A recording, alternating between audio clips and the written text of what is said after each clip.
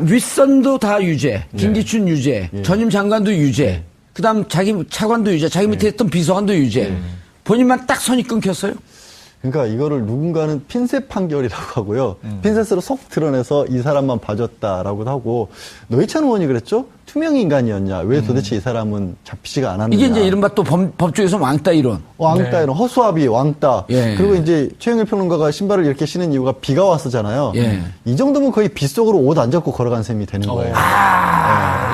네, 진짜 그렇잖아요. 예. 아니, 그렇죠. 일본 사람인가요? 비싸로 막가. 아니, 저도 옛날 개그네. 이게 뭐 웃고는 있지만 어제 이게 판결 나올 때부터 왜지? 그리고 이제 법원이 의례적으로 A4 용지 35장에 해당하는 설명서까지 내놨어요. 사실은 그렇게 안 내거든요, 잘. 판결문도 며칠 있다 나오는데 쫙 봤는데 이해가 안 가요. 그리고 다 보셨어요? 예. 왜냐면 35장이라 봐야 법조인들 입장에서 그렇게 많은 건 아니거든요. 그리고 또 두 줄 건너 띄우고. 폰트도 있고 거기에 증거 있고 뭐 판례 이론 나와 있고 있기 때문에 정작 중요한 건 얼마 안 되는데 이게 뭐지 싶어요, 진짜로. 왜냐면 이제 여러 번 말씀하셨다고 했지만 이 방송을 처음 듣는 분들도 계시니까. 그럼요, 많이 김기춘 전 비서실장이 정점이 있다고 본 겁니다. 예. 김기춘 전 비서실장이 주도가 돼서 문화예술계 인사들에 대한 지원 배제 명단을 만들었고 그 명단을 만드는데 정무수석실의 비서관 2사람이 동원이 됐고 예. 그 2사람이 주축이 돼서 문화체육 교육문화수석실도 연락이 됐고 문체부 공무원들에게 지시사항을 하달을 한 다음에 그거를 총괄 취합해서 명단을 만들었고 그 명단을 다시 문체부에 내려보내서 그냥 명단에서 끝난 게 아니라 지원 배제까지 했기 때문에 김기춘 전 비서실장은 유죄라고 한 겁니다. 그런데 그럼 조윤선 장관은 왜 무죄냐? 그때 조윤선 장관은 어느 위치에 있었어요? 그때까지는 안 갔다는 거예요, 정무수석실에.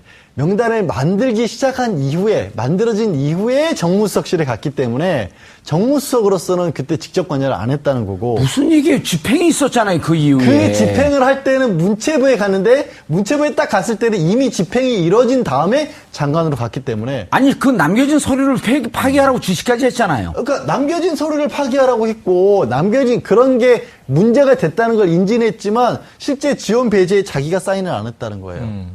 그러니까 비는 왔는데 비 사이로 막았다는 거죠. 지금 이 중앙선 넘었는데 교통법규 위반은 아니다.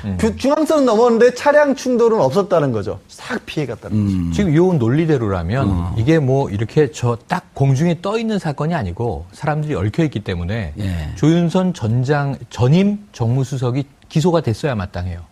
박준우 정무수석이에요. 거기에 기소가 됐어요, 그러면. 기소 안 됐어요. 안 돼 있어요. 빠져 있어요. 그 사람이 유죄가 돼야 돼요, 그러면은. 그러니까 이게 나중에 갔는데 이미 작성된 이후였다라고 한다면 작성했던 때 박준우 정무수석은 그때 뭐 했느냐? 조사받고 구속되고 기소돼서 재판받고 형이 떨어졌어야 되는데 이 사안에서 빠져 있습니다. 그러니까 전임자한테 밀었는데 전임자는 빠져 있어. 이상하잖아요. 잘라냈잖아요. 그리고 나서 두 번째로는 특검 수사 때 언론 보도를 국민들이 다 신문으로 봤는데 리스트를 명단을 받아본 조윤선 당시 정무수석이 이런 것까지 해야 돼요 하고 짜증을 냈다고 해요. 그러니까 사실은 유진용 전 장관처럼 이 일이 탐탁치 않았던 기세까지도 감정까지도 표현이 되는 기사가 나옵니다. 증언이 있었다는 얘기잖아요. 유진용 전 장관이 여기에 대한 또 증언들도 많이 했어요. 그런데 문제는 그때 우리가 본 조윤선 전 장관이 개입했던 정황들은 다 어디론가 사라지고 법정에서는 이게 특검이 입증을 못했네요. 그러니까 저는 입증을 못해서 재판부가 받아들이기 어려우므로 증거 불충분의 취지로 무죄를 준 것이지 사실 확인이 안 됐을 뿐이지 뭐 알 수는 없다. 하지만 이게 유죄를 때리기에는 증거가 너무 없네. 재판부가 이렇게 면피를 준 거거든요. 지금 표창원 의원이 그래서 오늘 트윗에 이제 SNS에 쓴 글들이 회자되고 있는데 어떻게 법조인 동문들만 봐주는 거 아니냐? 국민들이 지켜보고 있는데 너무한 거 아니냐? 이런 뉘앙스거든요. 지금 여기 법조인이 한 분 계시잖아요. 근데 지금 얘기하신 거에서 뭐가 나오냐면 박준호 지금 얘기는 업무 지시를 이행을 해가면서 이런 일 해야 된다고 하니까 기분 나빠했다라는 얘기는 박준호 전 정무수석이 한 겁니다. 그러니까 정무수석에게 업무 인수를 하면서는 이런 얘기를 했다라고 진술을 보정해서 했고요. 신동철 비서관, 그때 정무비서관 같은 경우에는 그렇지 않다. 내가 이거를 보고를 했다라면 막을 수도 있었을 텐데 보고를 안 한 게 후회가 된다라고 진술한 겁니다. 그럼 두 개가 진술이 엇갈리잖아요. 법원에서 박준호 전 정무수석 진술은 못 믿겠다고 한 거예요. 신동철 비서관 얘기는 믿은 거예요. 근데 신동철 비서관의 얘기가 참 이상한 게, 자, 이게 법원에서 봐준 논리는 뭐냐면, 실세가 아니었다는 거예요. 쉽게 말해서. 정무수석이지만 거의 왕따처럼 이 사람한테 모르게 다 추진했다라는 거잖아요. 근데 신동철 비서관은 만약에 내가 당시 정무수석이었던 조윤선 전 장관에게 보고를 했으면 이걸 막을 수 있었는데 보고를 안 했다는 건데, 그럼 실사라야 막을 수 있는 거잖아요. 근데 생각해 보시면 정무수석으로 일하는 동안 6개월 동안 박 대통령이랑 박 전 대통령이랑 독대 한 번도 못했다는 정도로 어떻게 보면은 실세는 아니었던 것처럼 또 조윤선 장관은 나온단 말이에요. 그러니까 말들이 되게 안 맞는 거예요. 근데 전화 안고 드라마 이거 보세요. 또 얘기한 건 그 얘기는 또 했다라고 하니까 이게 안 맞는 건데, 하여튼 그런 여러 가지 엇갈리는 얘기들이 있는데, 안 맞아서 조윤선 장관에게 유리한 부분만 핀셋으로 뽑아내서 뽑아. 그 말씀을 드리는 거예요. 그렇게 여러 가지 얘기들이 있는데 왜 이런 상황에서 유리한 것만 뽑아서 법원 채택을 했느냐? 이상하다는 거예요. 같은 서울대 84학번인가요? 누가요? 판사하고? 판사하고는 지금 사법연수원 동기로는 남편이 변호사하고 동기인 걸로 지금 알려져 있습니다. 예, 상황극을 한번 해볼게요. 제가 조윤선 장관의 남편이에요. 저는 그러면 판사 역할을 해야 되는 건가요? 황 판사. 마르고 닳도록 판사할 거 아니야? 옷 벗잖아. 그럼 어디가? 김현장이 제일 좋아. 눈 찔끔 감고 한 번 쪽팔리고 말아 그냥. 박 변호사 부인 그렇게 교도소 구치소 들어가 있는데 마음 많이 아프지. 내 마음에 찢어지네 이 사람아. 내가 다른 건 모르겠는데 정말 가족인데 이런 것까지는 내가 들어줘야 하지 않을까. 나도 고민이 깊네. 그래, 내 자리 하나 비워놓게. 가정입니다. 예. 가정. 소설이죠, 소설. 박수 치세요 좀. 연구를 봤으면 막이 내리고 난 다음 아니, 진짜 저는 사실은 변호사잖아요. 그리고 법원의 판결에 대해서는 존중해야 되는 게 기본적인 입장인데 오죽 이해가 안 가면 이런 가상극까지 제가 해드리겠어요. 또 하라고 하는 그 양질 변호사도 이상한 분이에요. 연기력은 별로였어요. 김 기자님. 예. 정말 설명이 안 되지 않아요? 아무리 좀 좋게 봐주려고 그래도 제가 어제 이 판결을 보고 한 6, 7명 변호사들한테 전화를 돌려봤어요. 네. 기자한테는 전화를 안 돌리셨군요. 이건 변호사들이 보는 게 제일 정확하니까. 네네. 근데 한 명만, 이모 변호사만, 아직 기사를 못 봤습니다. 그러고 나머지는, 아무리 해도 설명이 안 된다는 거예요. 만약에 투명 인간. 한 변호사는 이 얘기를 하더라고요. 네네. 법원의 권력은 이미 대형 로펌으로 넘어갔다. 네, 거기까지 가면 너무 멀리 가는 것 같고요. 오늘은 주제를 여기서 한정해서 하는데, 일단 투명인간, 노회찬 의원처럼 투명인간이었다라고 하면, 법원의 판단이 설득력이 있겠죠. 예, 왕따 논리도 또 설명이 되죠? 예, 그런데 만약에 투명인간이 아니었다. 그리고 지금 제가 주목하는 것은, 이렇게 이제 여론이 들끓는데, 특검 혹은 기소를 유지하고 있는 검찰이 과연 항소를 할지 여부가 제가 좀 주목이 됩니다. 왜냐하면 조윤선 장관은 국정조사 청문회에 나와서 위증을 했었습니다. 거의 협조하지 않았죠. 예. 답변을 다 회피했기 때문에. 그런데 검찰 조사와 법원 재판을 진행하는 와중에는 상당 부분 그 기사가 꺾였습니다. 그래서 제가 주목하는 것은 검찰이 과연 항소를 하느냐. 만약에 항소를 안 한다. 그러면 지난 청와대에서 마치 영부인 역할까지도 했다라고 하는 조윤선 전 수석이 박근혜 대통령 재판과 관련된 매우 중한 협조를 했을 가능성이 있다로 보여집니다. 그러니까 상식적이지 않은 판결에 대해서 우리가 자꾸 법적으로 해석하려고 하면 보이지 않으니까 비법적인 관점에서 제가 한번 해석을 해보는 겁니다. 이건 더 나은 건데요? 여기까지만 하겠습니다. 아니, 아까는 좀 전에 거기까지 가지 말라 그래놓고 본인은 더 위로 올라가시는데. 놀라운 지금. 그러니까 추정을 해보는 겁니다. 지금 최영희가 말을 잃었어요. 저도 음모가설이 하나 있는데 김 기자님과는 좀 사뭇 달라요. 예. 그러니까 특검의 핵심적인 것을 협조하고, 그러니까 핵심적인 증언을 하고, 프리바게인이 우리나라에 없습니다만. 프리바게닝이 없죠. 없습니다만 거기에 준하는 혜택을 본 거 아니냐. 장시호, 정유라 지금 계속 나오고 있지 않습니까? 근데 저는 그거와 다르게 뭐냐면 지금 이 대중의 주목을 끌기 위한 역할일 수 있다.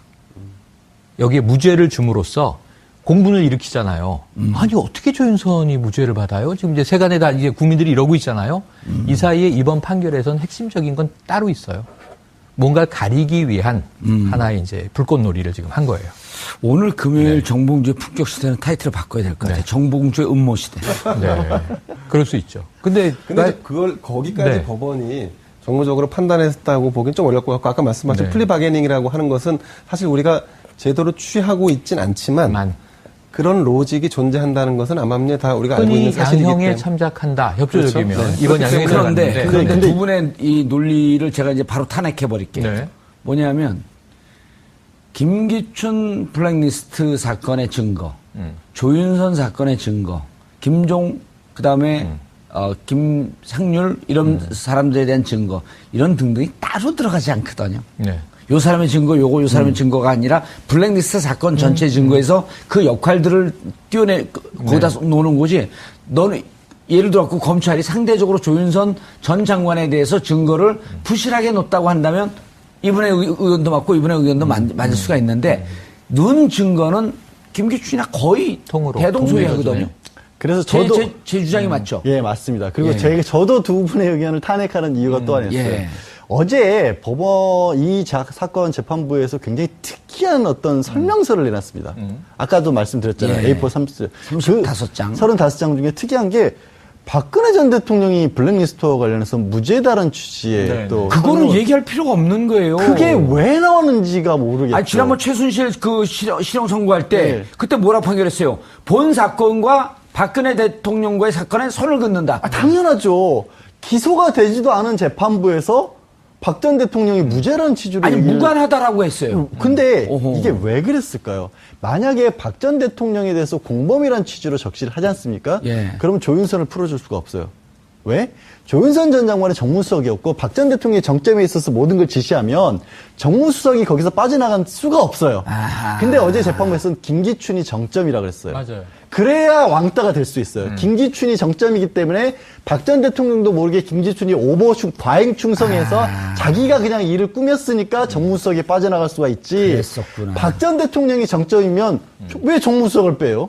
그것도 자기하고 드라마도 공유하는 관계인데. 그러니까. 그러니까 그래서 이게 저는 이상하다는 거예요. 아니 이게 탄핵이 아니에요. 제 주장이 그거예요. 뭘 또 박 갑자기 전 대통령이 숟가락을 얹으세요? 조윤선이 지금 실검 1인데 예. 이틀 동안 조윤선이 실검 1이고 국민들이 어떻게 조윤선이 이 무죄를 받느냐 최순실이 블랙리스트에서 반했을 것 같아요. 실검에서 네, 밀려서. 지금 이러고 있는데 예.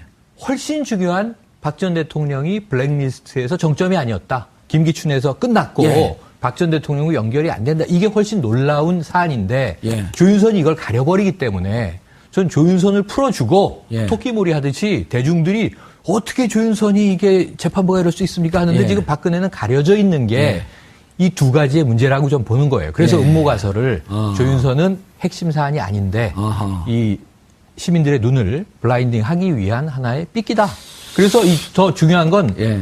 박 전 대통령 이게 문제가 뭐냐면요. 박 전 대통령이 블랙리스트 때문에 탄핵이 됐다고 해도 과언이 아닌 것이 우리가 탄핵 결정 때 예. 뇌물죄는 특검이 수사 중이어서 헌재가 이걸 뺍니다. 그러니까 형사소송법의 유무죄를 따진 게 맞습니다. 아니고 헌법 정신의 유리 네. 이것을 따진 거기 때문에 근데 최영일 평론가님 네. 그거를 누구한테 들은 겁니까 아니면 본인이 판단한 겁니까? 전 어제 판결문을 읽어보고 예. 이상하다 이렇게 된 아하. 거죠. 이 주장을 오늘 요 방송에서만 끝으로 이제 더 이상 하지 마세요. 이게, 다른 이게 데. 안 맞는 게요. 예. 이게 안 맞는 게 지금 이런 엉뚱한 생각 할까봐 예. 서울중앙지방법원에서 또 해명서를 또 냈어요. 뭐라고 그랬어요? 되게 이상한 거예요. 그러니까 해당 재판부에서 설명서를 낸 걸 가지고 서울중앙지방법원에서 또 설명서를 내서 저거는 저 재판부의 의견일 뿐이고 실제 박 전 대통령의 재판 사건에 하고 있는 재판과는 아무 영향이 없다라고 다시 해명을 해서 오해하지 말라고.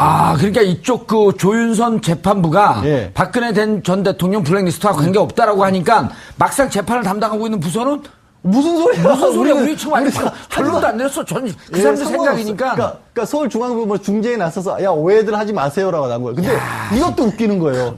웃기는 거죠. 법원이 하는 재판부에서 설명서를 내는데 저거 잘못된 거 오해하지 마십시오. 또 설명을 하는 거예요. 그 설명하는 건 이제 박근혜 대통령 유죄 이런 거나 똑같은 얘기 그러니까 아니에요? 그게 이게 뭐 얼마나 웃기는 상황이에요. 이 상황이.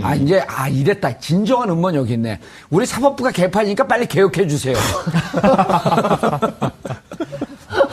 그런 거 아니에요? 아니, 그 진짜 이게 저도 진짜 오죽하면 이런 식의 법원들이 혼선을 잇는 일이 그러니까 이제 벌어지냐고요. 법조인이 계시니까 하나만 여쭤볼게요. 예, 진짜 아니, 궁금한 거 아니, 근데 하나만. 진정 의문이 네. 이거다. 이 사건으로 인해서 국민들이 많이 얘기하면서 행복하게 하라고. 네. 그거 아니? 스트레스 받는 거 아이고, 이게 누가 행복해요. 어제 저는 제 SNS에 저 3년째 술 끊으셨다가 술 다시 마신다는 분까지 봤어요. 그렇죠, 그렇죠. 오. 아니, 특검 당시에 이 박근혜 대통령이 예. 문학동네라는 출판사, 메이저 출판사입니다. 여길 찍어서 자, 세월호와 관련된 책을 출간했다 하니 이 출판사에 대한 지원을 원천 배제하라. 아, 라고 그럼 이야기했다라는 관여했네? 기사를 본 저의 머리는 뭔가 싶은 거예요. 오호. 그래서 지금 문제는 뭐냐면 이게 좌파 이 진보 농객들 문화예술인을 척결하고 이게 아니고 매우 이상한 것은 자, 이 박근혜 정부에 반대하는 사람은 다 좌파라고 딱지를 붙인 거고요. 예. 세월호에 관해서 뭔가 슬프다, 안타깝다, 진상 규명이 필요하다, 진실을 찾아서 그러면 이제 다 좌파 딱지를 붙인 거고 예. 지금 이런 것이 드러나고 있는 정황 아닙니까? 그런데 거기에 대해서 출판사를 찍어서 지원해서 배제하라, 예. 절대 지원하지 마라. 이런 이 다수 문체부 이제 공무원들의 증언은 뭐가 되느냐 이거죠. 그거 다 어디 간 거예요? 그건 언론이 잘못 보도한 거예요. 그러면 그거 다 이제 예. 오보로 정정해야 되겠네요. 그렇죠. 아니, 그게 사실이고, 그게 공소사실에 들어있고, 그게 증거로 들어있으면, 이게 어제 이제 그 재판부에서 박 전 대통령이 무관하다는 얘기는 마찬가지예요. 구체적인 지시가 없었다라는 건데, 우리 상식적으로 생각해보면, 우리 큰 어느 일반 회사라고 할지라도 뭔가 문제가 발생을 했었을 때 그걸 해결하라고 하면서 자, 앞으로 예를 들어서 영업부 지난 다음 다른 회사 B회사라는 회사 가보니까 그 회사가 우리 회사에 대해서 흑색전전하고 있는데 가서 영업부가 해서 그 B회사를 상대로 해서 앞으로 거래도 끊어버리고 그 회사 모 과장이라는 사람이 무슨 약점이 있으니까 그 약점 걸어서 그 앞으로 우리랑 일 못하게 이렇게 지시하진 않잖아요. 회사 회장이 그룹 회장 정도면 영업부 그게 알아본 다음에 좀 잘해. 그 다음에 그 영업부에서 우리 이렇게 알아서 하겠습니다. 이렇게 되는 게 맞잖아요. 근데 그거를 구체적인 지시가 없었다고 해서 수장이 무관하다고 판단을 내리는 법은 없는 거거든요. 그러니까 예. 지금 이상하다는 거죠. 트럼보라고 하는 작가를 아세요? 달턴 트럼보. 알죠. 영화도 헐리우드의 나왔습니다. 블랙리스트의 최대 피해자. 그렇죠. 이게 1950년 초반에 네네. 로마의 휴일을 쓴 작가인데 헐리우드 블랙리스트가 그때 있었던 거예요. 네. 그래서 이분이 필명으로 가명으로 11편의 그 작품을 써요. 그리고 오스카상까지 받아. 가명으로. 네네. 이게 그러니까 50년대 초반에 블랙리스트 사건이 있었어요. 그리고 그게 메카시즘이죠. 메카시즘 열풍이 불기 바로 직전에. 네. 그리고 이게 2015년, 2년 전에 이 영화가 개봉이 됐어요, 우리나라에서. 기시감이 있는 거죠. 예지력이 있는 거예요, 영화라고 하는 게. 그렇죠. 예? 예, 제가 그 영화를 굉장히 감동 깊게 봤기 트럼보가 때문에 과연 조윤선 이 무죄에 대해서 뭐라고 얘기할까요? 글쎄요, 오늘 그 말씀을 하시니까 예. 문화예술인들이 이제 성명을 냈죠. 그 말씀이 그럼요. 저는 그 말씀이 뭐였냐면 제발 우리가 했던 작품들 중에서 하나라도 보고 당신들이 어떤 죄를 지었는지를 깨닫기를 바란다 라면서 당신들이 법에 있어서는 신급에 있어서 최고의 판단자일지 모르지만 진짜 사람들의 삶에 있어서의 최고의 판단자는 우리 문화예술인들의 제발 우리를 존중해 달라라는 그런 글을 쓰셨는데 예. 제가 눈물이 왈칵 나더라고요. 아니, 이 트럼보 시대 50년 초반에도 이때 블랙리스트 때문에 미국의 그 문화예술인들이 막 자살하고 그랬어요. 자살하고 삶이 피폐화되고 예. 생계가 이어져 똑같은 예를 들어서 블랙리스트 때문에 벌어진 것들 중에 하나가 저도 예. 이제 출판 관련된 일을 해서 조금 아는데 세종도서 같은 걸 폐지를 해버렸거든요. 세종도서라는 게 당시 문체부에서 우수도서로 선정을 해서 지원을 해주는데 그렇죠. 어느 정도 지원해주냐면 직접 돈을 주는 것도 아니고 1,000만 원치 책 사주는 겁니다. 그런데 1,000만 원치 책 사주면요 필자한테는 인세 10% 정도, 100만 원 정도 가는 거예요. 책 한 권 쓰는 데 들어가는 노력에 비해서 그거 100만 원 가져가는 거를 막아버린 겁니다. 그럼 얼마나 정말 치졸하고 비겁한 거예요. 트럼보 딸이 당시에 이제 막 그 메카시 열풍이 불어지고 공산주의자를 색출하라 이제 막 그러니까 하루는 집에 와서 트럼보 아빠한테 물어봐요. 아빠 공산주의자야? 그러니까 트럼보가 뭐라 하냐면 넌 도시락을 싸갔는데 햄하고 치즈 맛있는 걸 넣어서 옆에 애가 가난해서 밥을 못 사는데 넌 어떻게 했으면 좋겠니? 그러니까 트럼보 딸이 같이 나눠 먹어야죠. 그러니까 트럼보가 그럼 넌 공산주의자야. 이런 대목이 나오거든요. 그러니까 이 블랙리스트 문화예술인들의 좌파 성향이라는 게 이 정도 수준인 거예요. 그 사람들이 좌파로 몰았던 게. 그럼 이 사람들이 살았던 삶을 10,000명이거든요, 우리나라에서. 네네. 이게 무죄다. 자, 정확히 얘기하면 무죄는 아닙니다. 이번 판결의 의미는 증거가 불충분하다? 블랙리스트를 작성하고 문화예술인들에게 불이익을 준 이 예. 부분을 형법으로 단죄한다라고 하는 대전제는 성립이 된 겁니다.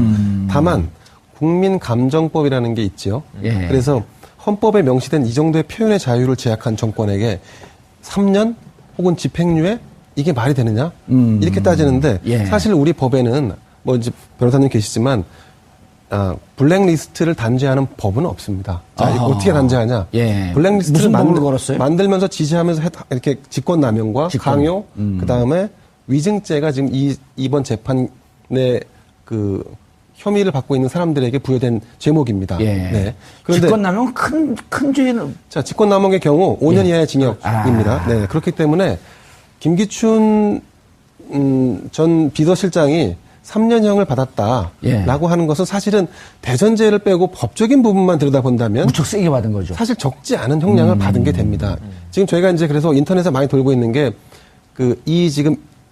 이 판결을 내린 황병헌 부장판사가 황병헌 부장판사가 과거에 그 라면을 훔친 절도범에게 그건 이분이 한 게 아니에요. 네. 이분이 한 게 아닙니다. 아, 아닙니까? 예. 네. 그러니까 그와 오해가 됐죠. SNS에서 그 SNS에서 많이 이렇게 회자가 돌고 됐었죠. 네. 그러니까 라면을 훔친 절도범에게는 2년형의 2년, 3년 6개월의 징역을 매기는데 어떻게 이 사안을 이렇게 적게 할 수 있냐라고 하는데 사실은 근데 우리가 법적인 무지에서 조금 탈피할 필요가 있는 게 절도, 그리고 또 특수절도는 많게는 10년 이하의 징역형까지 그렇죠. 가능한 범죄이고 또 한 가지 예를 드는 게 지난번에 검찰청에 포크레인을 가지고 들어와서 공무집행을 한 사건이 있었습니다. 예. 네. 근데 이 부분도 특수 공무집행죄가 적용됐을 경우에는 많게는 7년 이하의 징역까지 가능합니다. 그렇기 때문에 우리가 공분을 사고 당연히 단죄해야 되는 커다란 사건이지만 사실은 법을 적용할 때는 조금 더 냉정하게 바라볼 필요는 있지 않나 싶습니다. 예. 그 판결은 이제 황병헌 판사가 내린 건 아니고 예. 다른 판사가 내렸는데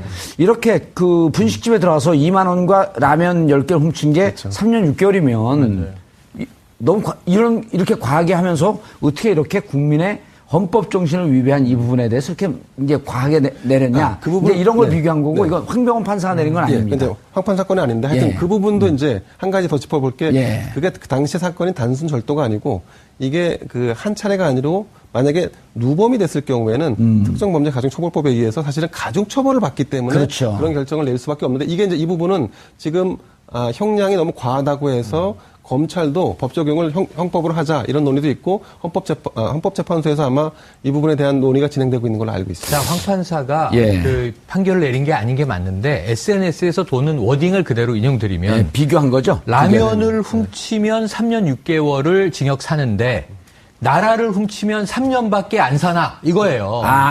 그럼 저는 여기서 문제는 뭐냐면 그 양형이 지금 공정하지 않다, 형평하지 않다. 그렇죠. 국민정서법은 그걸 느끼는 건데 그렇다면 직권남용을 인정했는데 이건 최대가 5년이라 5년을 때려야 마땅한데 고령임을 참작하고 등등 해서 3년 정도 양형이면은 적절하다. 근데 검찰은 7년을 구형했단 말이에요.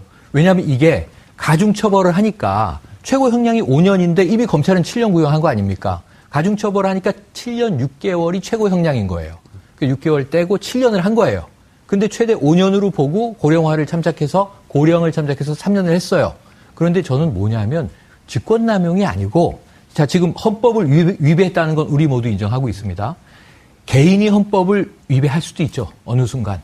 둘이 술 먹고 싸우다가 예. 넌 좌파야 난 우파야 싸우다가 때렸어요. 그럼 폭행으로도 걸리지만 사상의 자유를 침해한 거 아닙니까? 그러니까 이건 개인 사이에선 흔히 있는 일인데 공직자는 중립의 의무가 있잖아요. 공직자가 헌법을 위배했다는 건 뭐냐면 자기가 복무해야 되는 가장 기본 정신을 저버린 거잖아요. 이걸 저는 반국가 행위로 보는 거예요. 그 얘기하는 사람들이 국민들이 많더라고요. 보기에는 반국가 행위를 저질렀는데 대통령을 자기가 그 얘기를 토로했어요. 저는 도승지인데 조선시대 같으면 예. 패망한 왕조의 도승지로서 사약을 받아 마땅합니다. 예. 하지만 옥에서 죽고 싶진 않습니다. 제 심장은 언제 멈출지 모릅니다. 이런 얘기를 한 거거든요. 그래놓고 처음에는 이걸 블랙리스트를 부인했어요. 그러다 얼마나 치졸하냐면 부인을 못하게 되니까 인정은 하는데 정책이다 이렇게 얘기했어요. 정책을 비서실장이 만듭니까?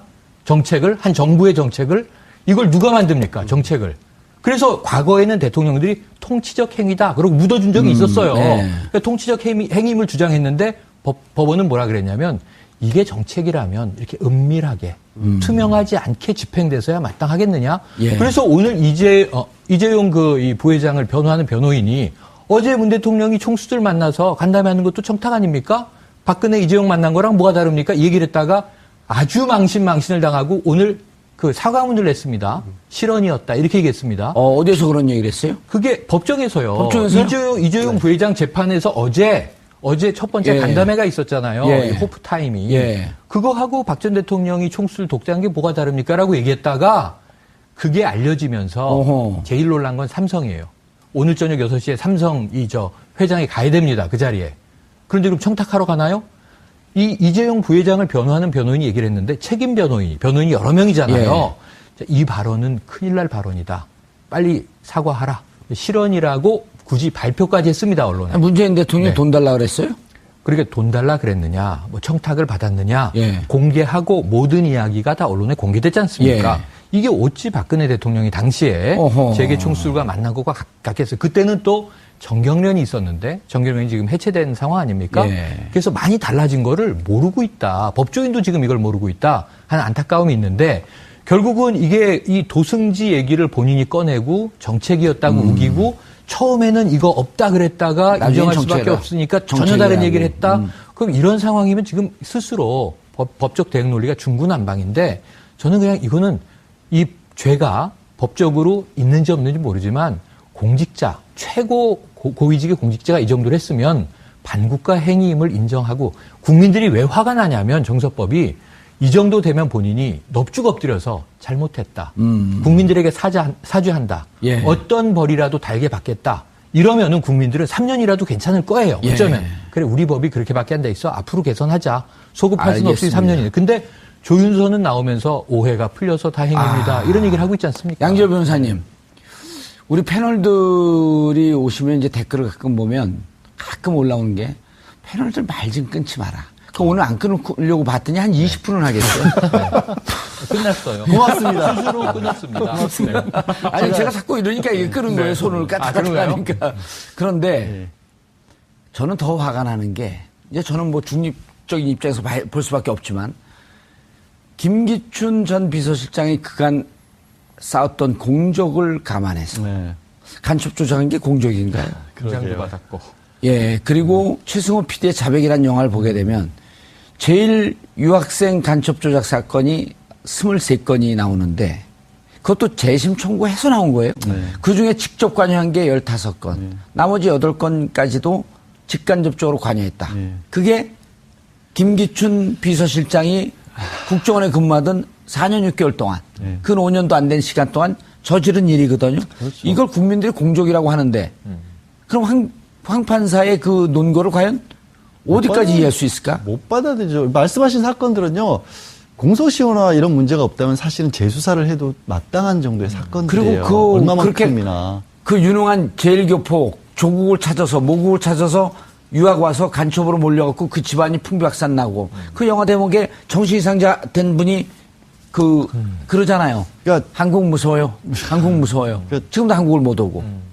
지금 이 상황으로도 9,000명이 넘는 분들, 딱 이 사건만 놓고 보자고요. 근데 10,000명 가까운. 10,000명 예. 가까운 부분들이 있었는데, 아까 이제, 구체적인 법이기 때문에 어쩔 수 없다는 말씀을 하셨는데, 우리가 법을 어떻게 선고를 하냐면, 5년 이하라는 법정형이 있으면 1개월에서 5년까지입니다. 그리고 그 1개월에서 5년까지인데 다른 사건이 있으면 거기에 또 가중을 하거나 감경을 해요. 그러면 가중이나 감경이 무조건 1개월, 2개월 그렇게 따지는 게 아니라 기계적으로 자, 가중 사유가 있으니까 2배 합니다. 10년.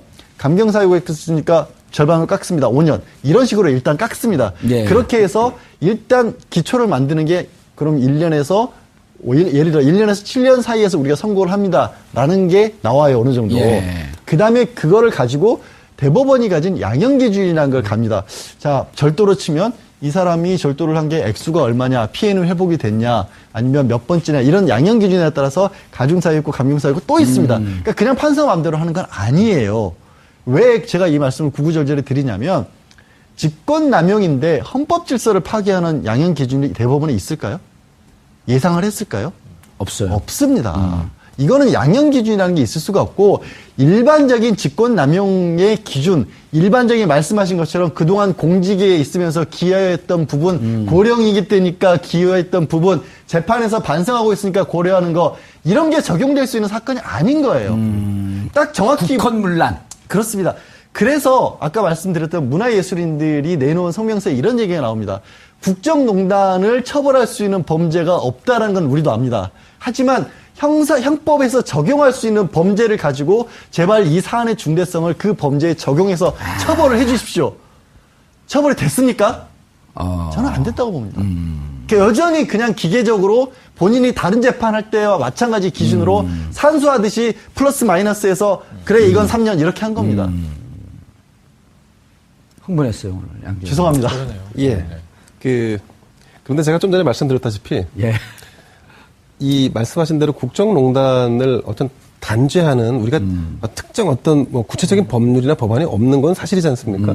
그래서 기존의 우리의 법 체계를 뭐 부정할 수는 없는 거고요. 지금 김기춘 실장도 사실은 반론을 할 때 그 부분에 대해서 일정 법조인들, 약간 보수의 법조인들이겠지만 정책을 일일이 다 법적으로 재단할 수 있느냐, 혹은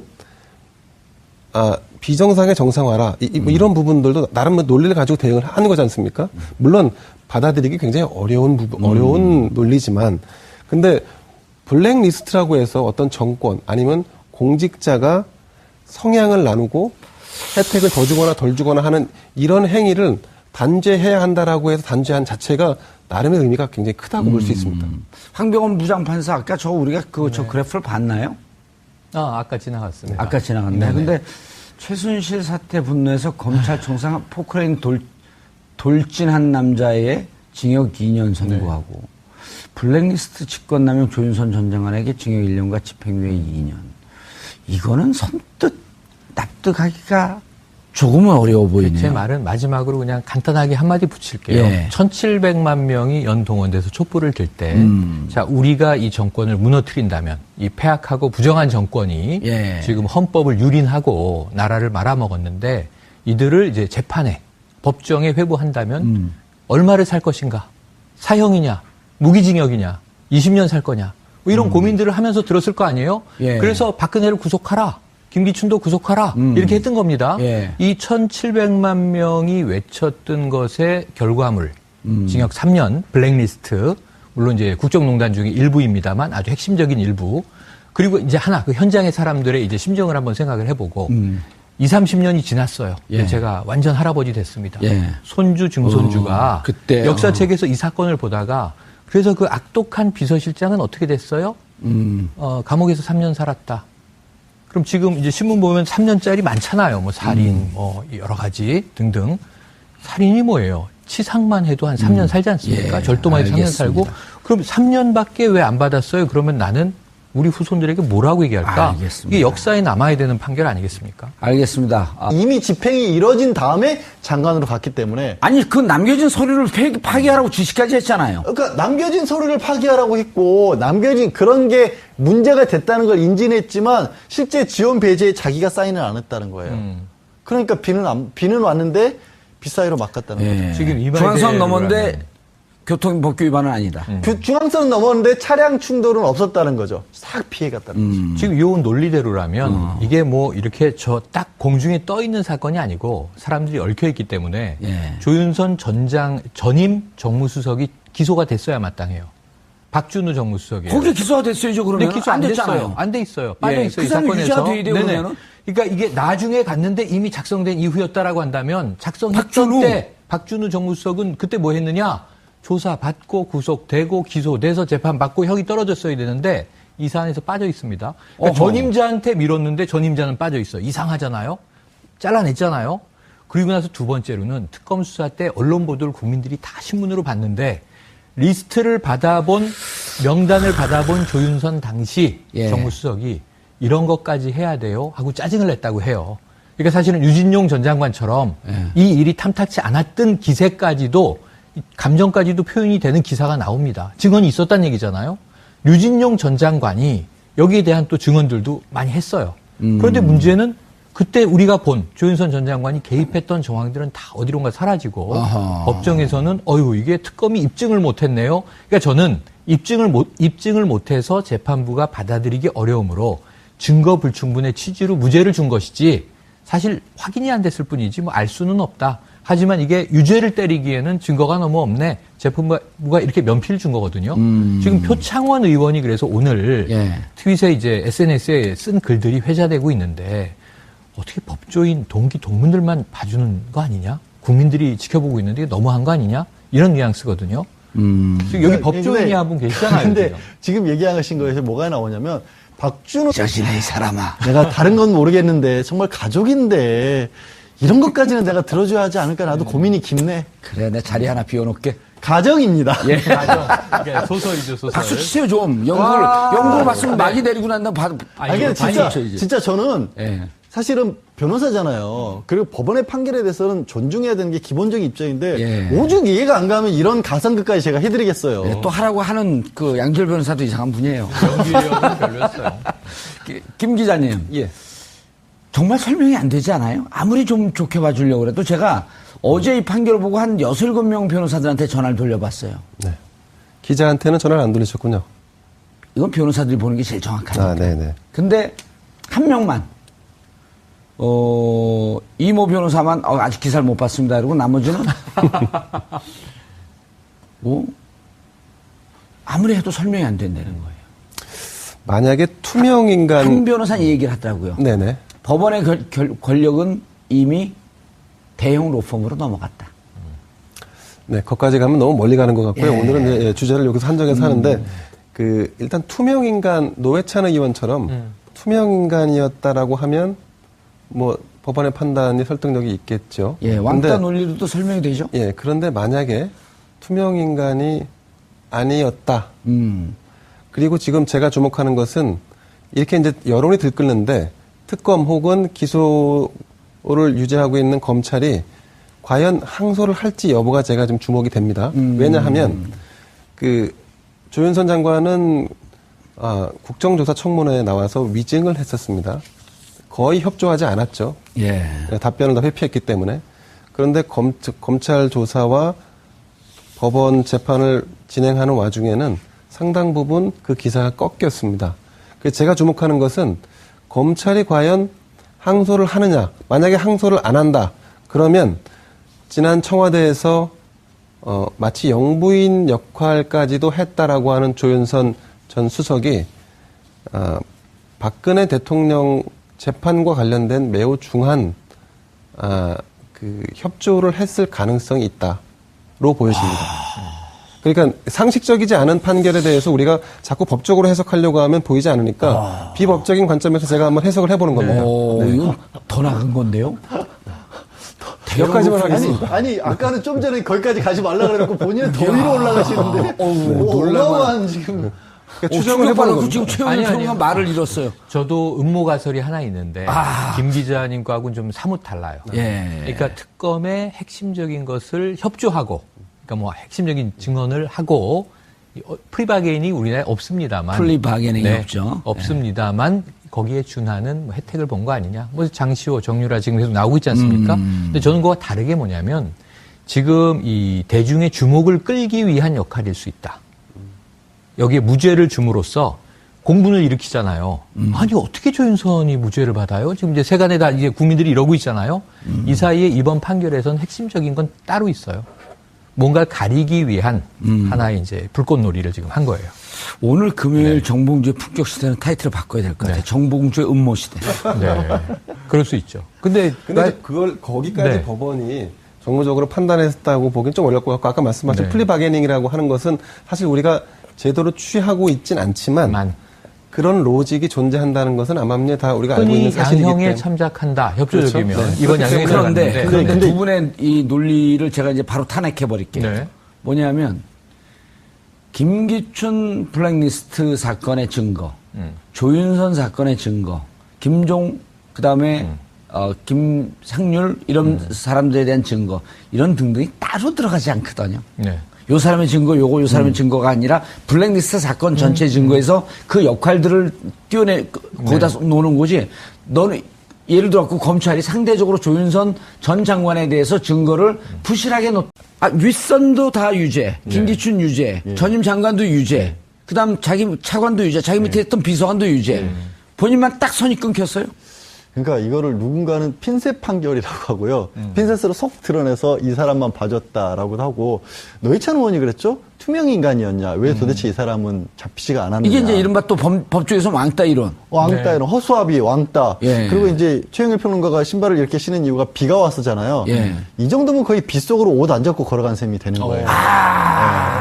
예, 진짜 그렇잖아요. 예. 아니 그렇죠. 일본 사람인가요? 비싸로 막가. 아니, 저도 옛날 개그네. 이게 뭐 웃고는 있지만 어제 이게 판결 나올 때부터 왜지? 그리고 이제 법원이 의례적으로 A4 용지 35장에 해당하는 설명서까지 내놨어요. 사실은 그렇게 안 내거든요, 잘. 판결문도 며칠 있다 나오는데 쫙 봤는데 이해가 안 가요. 그리고 다 보셨어요? 예. 왜냐면 35장이라 봐야 법조인들 입장에서 그렇게 많은 건 아니거든요. 그리고 또 두 줄 건너 띄고. 폰트도 있고 예. 거기에 증거 있고 뭐 판례 이론 나와 있고 있기 때문에 정작 중요한 건 얼마 안 되는데 이게 뭐지 싶어요, 진짜로. 왜냐면 이제 여러 번 말씀하셨다고 했죠. 이 방송을 처음 듣는 분들도 계시니까. 그럼요. 많이 김기춘 있죠. 전 비서실장이 정점이 있다고 본 겁니다. 예. 김기춘 전 비서실장이 주도가 돼서 문화예술계 인사들에 대한 지원 배제 명단을 만들었고 그 명단을 만드는데 정무수석실의 비서관 두 사람이 동원이 됐고 예. 그 두 사람이 주축이 돼서 문화체육 교육문화수석실도 연락이 됐고 문체부 공무원들에게 지시사항을 하달을 한 다음에 그거를 총괄 취합해서 명단을 만들었고 그 명단을 다시 문체부에 내려보내서 그냥 명단에서 끝난 게 아니라 지원 배제까지 했기 때문에 김기춘 전 비서실장은 유죄라고 예. 한 겁니다. 그런데 그럼 조윤선 장관은 왜 무죄냐? 그때 조윤선 장관은 어느 위치에 있었어요? 그때까지는 안 갔다는 거예요, 정무수석실에. 명단을 만들기 시작한 이후에, 만들어진 이후에 정무수석실에 갔기 때문에 정무수석으로서는 그때 직접 관여를 안 했다는 거고. 무슨 얘기예요? 집행이 있었잖아요, 그 이후에. 그 집행을 할 때는 문체부에 갔는데, 문체부에 딱 갔을 때는 지금 얘기는 업무 지시를 이행을 해가면서 이런 일 해야 된다고 하니까 기분 나빠했다라는 얘기는 박준우 전 정무수석이 한 겁니다. 그러니까 정무수석이 정무수석에게 업무 인수를 하면서는 이런 얘기를 했다라고 진술을 보정해서 했고요. 예. 신동철 차관, 제일 차관. 비서관, 좀 그때 비서관, 정무비서관 비서관. 같은 경우에는 그렇지 않다. 내가 이거를 보고를 했다라면 막을 수도 있었을 텐데 보고를 안 한 게 후회가 된다라고 진술을 한 겁니다. 그럼 두 개가 진술이 엇갈리잖아요. 법원에서 박준호 전 정무수석 진술은 못 믿겠다고 한 거예요. 신동철 비서관 얘기는 믿은 거예요. 근데 신동철 비서관의 얘기가 참 이상한 게, 자, 이게 법원에서 봐준 논리는 뭐냐면 실세가 아니었다는 거예요. 쉽게 말해서 정무수석이지만 거의 왕따처럼 이 사람한테 모르게 다 추진을 했다라는 거잖아요. 근데 신동철 비서관은 만약에 내가 당시 정무수석이었던 조윤선 전 장관에게 보고를 했으면 이걸 막을 수 있었는데 보고를 안 했다는 건데, 그럼 실사라야 막을 수 있는 거잖아요. 근데 생각해 보시면 정무수석으로 일하는 동안 6개월 동안 박 대통령이랑 박 전 대통령이랑 독대 한 번도 못했다는 정도로 어떻게 보면은 실세는 아니었던 것처럼 또 조윤선 장관은 나온단 말이에요. 그러니까 말들이 되게 안 맞는 거예요. 근데 전화 끊고 드라마 이거 보세요. 또 얘기한 건 그 뭐예요? 얘기를 또 했다라고 하니까 이게 안 맞는 건데, 하여튼 그런 여러 가지 엇갈리는 얘기들이 있는데, 안 맞아서 조윤선 장관에게 유리한 부분만 핀셋으로 그러니까. 뽑아내서 뽑아. 제 무죄. 그 말씀을 드리는 거예요. 그렇게 여러 가지 얘기들이 있는데 왜 이런 상황에서 유리한 것만 뽑아서 법원이 채택을 했느냐? 이상하다는 거예요. 같은 서울대 84학번인가요? 누가요? 판사하고? 판사하고는 지금 사법연수원 동기로는 남편인 남편. 변호사하고 동기인 걸로 지금 알려져 있어요. 예, 상황극을 한번 해볼게요. 제가 조윤선 장관의 남편이에요. 저는 그러면 판사 역할을 해야 되는 와, 건가요? 황 판사. 마르고 닳도록 판사할 거 아니야? 옷 벗잖아. 그럼 그러게. 어디가? 김현장이 제일 좋아. 눈 찔끔 감고 한번 쪽팔리고 말아 그냥. 아유, 박 변호사 부인 그렇게 교도소, 구치소 들어가 있는데 마음 많이 아프지. 내 마음에 찌.